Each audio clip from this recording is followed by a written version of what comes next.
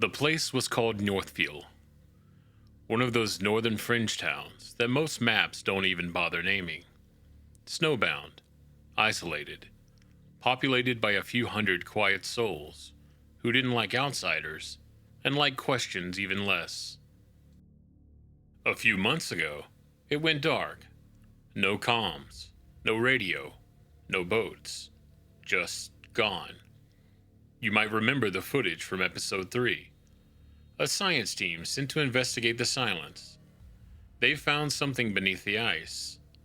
Something buried deep that was never meant to thaw. And by the time they realized that, it was already too late. What I didn't tell you was what happened after. The woman who sent me the footage never gave a name, no voice, no face. Just a corrupted zip file and a message embedded in the metadata. It remembers. She was part of the second wave, cleanup, recovery, analysis. They sent her in with a Geiger counter and a checklist. She left with blood on her boots and something she couldn't explain crawling behind her eyes. She called herself Echo. That wasn't her real name, but it was close enough. She told me what she saw, or at least what she thinks she saw. A glacier fissure, a pulse beneath the ice, liquid, both black and red, moving like it was alive.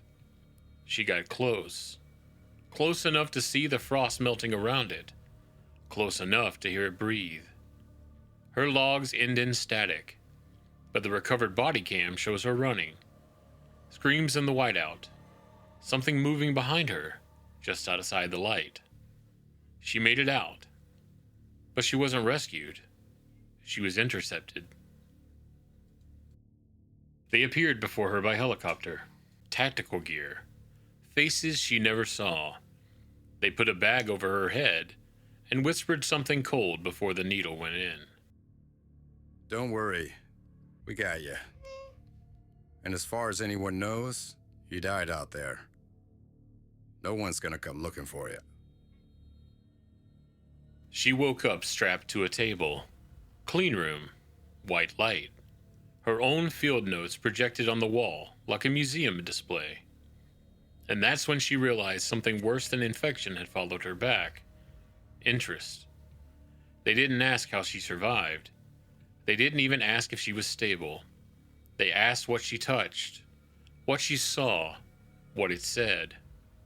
They brought in a man half dead, veins like spiderwebs under his skin, mouth twitching, still conscious. He looked at her and spoke a phrase in a language she couldn't name. Blood spilled from his lips. That was the moment everything changed. They didn't lock her up because she was dangerous. They locked her up because she wasn't, at least not yet. But they were going to change that. They didn't want to stop what was inside that glacier. They wanted to understand it, to replicate it, and maybe, if they were lucky, to control it.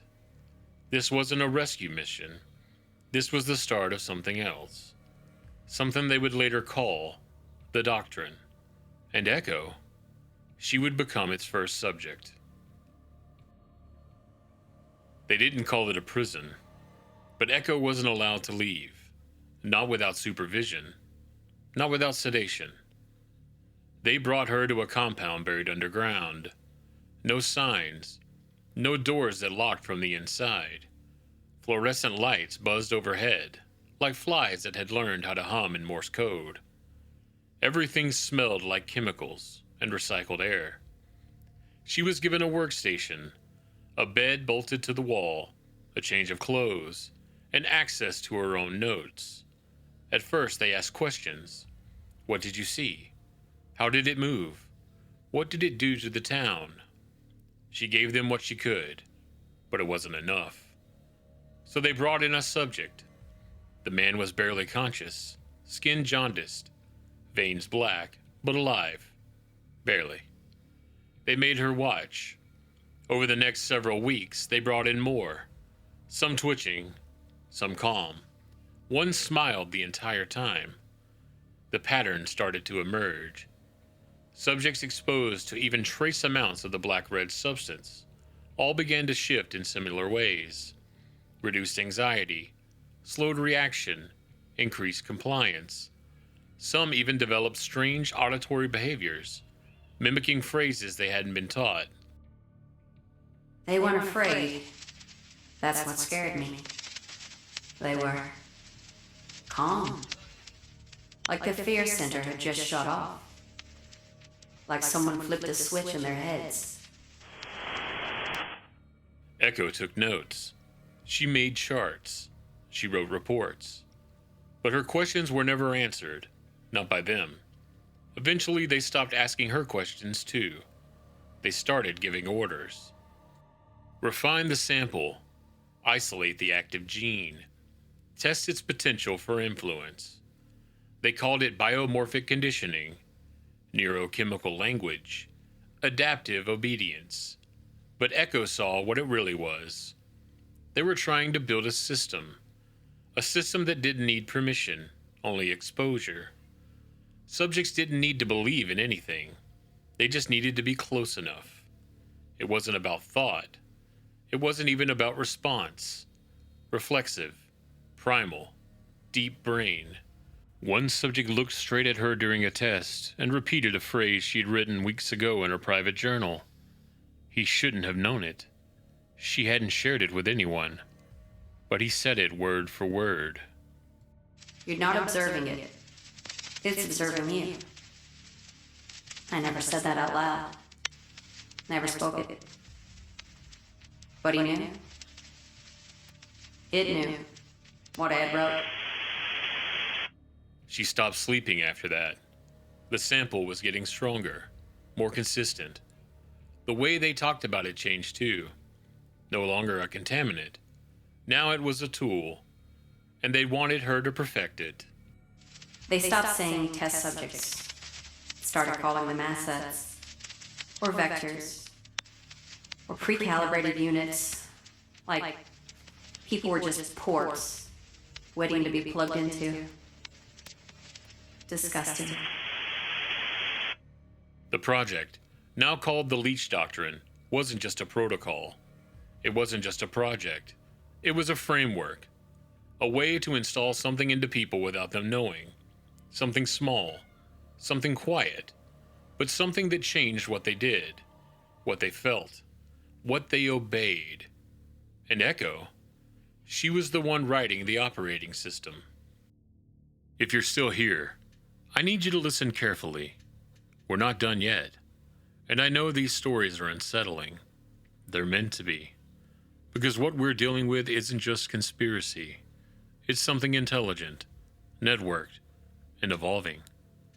If you've seen something, if you've felt something you can't explain, drop it in the comments.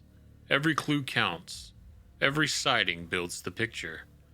Like, subscribe, share this case before it disappears again. They can try and silence one voice, but they can't silence many. Now back to the story. She never told me how long she planned it, but every recording, every corrupt log she left behind, it was clear. Echo had no intention of staying underground forever, not after what she saw. They were calling it stable. They'd stopped worrying about mutations and started talking about applications, behavior, obedience curves, psychosocial overlays, as if those were normal words for people to say. They think they're close, that I'm finally cooperating, but I'm learning. Not about the sample, about the security patterns, the blind spots in the vents, the power drops in the camera grids. I have to get out of here. I have to. She hid a duplicate keycard inside a lab notebook, timed a controlled burn of her access logs, staged equipment failures, everything she needed to vanish. But first, she needed a failsafe. One sample, a concentrated vial of the original blood, taken from deep storage, marked as inert. But she knew better. She sealed herself inside a server vault and locked the door from the inside. If I'm going to understand it, I have to survive it. If I survive it, I'll know what they've been trying to hide. Here I go. The vial hissed when she cracked it open, like it was breathing. She didn't hesitate. She injected herself.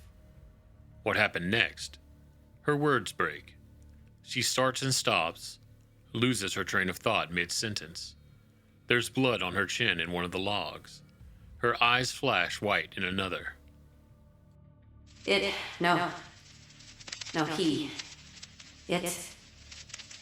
doesn't speak exactly. It remembers. I saw places I've never been. Names I've never read or know of. Things no one should be able to remember. It's in my head. She collapsed, seized for 17 minutes. Her heart stopped once. When she stood back up, the signal was stronger, and it wasn't just a memory anymore. She moved like she'd done it before, found her exit path, hit the override. Security never saw her coming, but one guard did. He raised his weapon, but then stopped, stared, said 4 words before he let her pass. He walks again. The vessel. She didn't understand what that meant, but it wasn't for her to understand. Not yet. She reached the surface through a fire escape tunnel. Snow hit her like a slap. The cold didn't slow her down, though. If anything, it helped. Whatever was inside her didn't like the cold. It hated it. She crawled into the dark, found an old substation off the grid, ripped open a panel, plugged in a USB stick. That's how I got the message. Just a line of text and a sound file corrupted by static. If you're hearing this or reading this, I made it out. But I'm not alone. It's something. It's with me. Something's with me. The files took hours to decode. Inside were sightings, footage, coded patterns, geographic clusters, cross-reference anomalies with data I'd flagged years ago. One of the images was from Smoky Point. Another, Rhodes, 6 years before his case ever made the news. She was ahead of all of us. And that thing inside her, the one she injected, it wasn't just helping her see the truth. It was showing her what to show me. And that meant someone, or something, was finally watching back. Echo never reappeared, at least not physically. Not in any of the ways Project Enoch would have predicted. But that didn't mean she was gone. She sent files, random intervals, different locations, but never traceable. Each package came with a simple tag, Echo Untethered. Inside were fragments, logs, footage, sketches. Not always of things she'd seen. Sometimes they looked more like things she shouldn't have. Memories not her own, places she's never visited, names she never said aloud, and yet the details were exact. She was seeing through the blood, through what it remembered and what it saw. It's not a vision. It's like a playback from something older than anything we've mapped. And every time it plays, I lose more of what used to be me. She stopped using her real voice, switched to text, images, diagrams drawn with shaking hands. But what she was sending, it wasn't just evidence, it was warnings. One of the last entries she sent me wasn't a message. It was a pattern, a sequence of sightings across the continental U.S. All sites Enoch had visited, all within weeks of each other. And at the center of that spiral, a phrase, typed by Echo herself. The doctrine is spreading. They aren't installing belief. They're a rewriting impulse. She was no longer resisting the infection. She was coexisting with it. And it was showing her things she never wanted to know. There's something deeper in the blood. A second carrier. Not just influence. Purpose. Directive. Structure. Like it wants to do something. Not just be something. One of the files contained a glyph. Circular. Fractal. Organic. It pulsed on screen when viewed. It only stopped when I unplugged the drive. Another contained coordinates. Remote. Frozen. A crater surrounded by 5 human figures kneeling. All frozen mid-motion. Arms extended toward the center. I cross-referenced these coordinates with the old map from episode 3.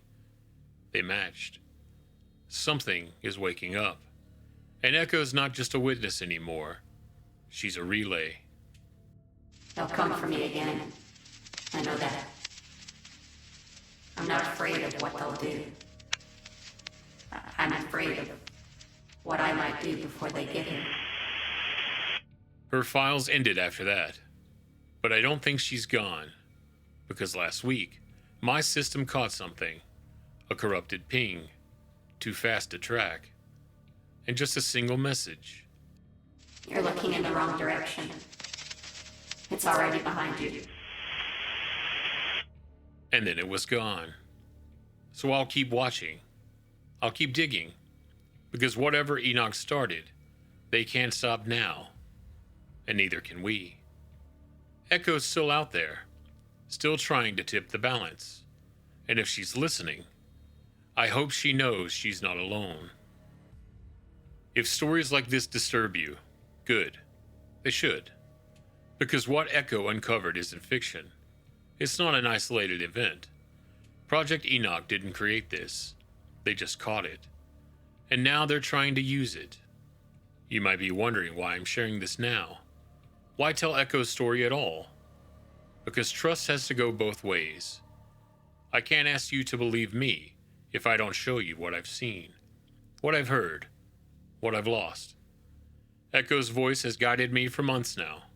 Not always directly. Sometimes through corrupted files, other times through gut instinct. But every time she reaches out, it means something is getting closer. And that's why you're here. Because you've seen things too. And now, it's not just Echo who's listening. I am. So if you've got something to share, a photo, a voice, a sighting, a dream, leave it below. Tell your story. Because I promise you this. Whatever's out there, it doesn't want to be seen. And that means we have to keep watching. And remember, it's true if you believe it.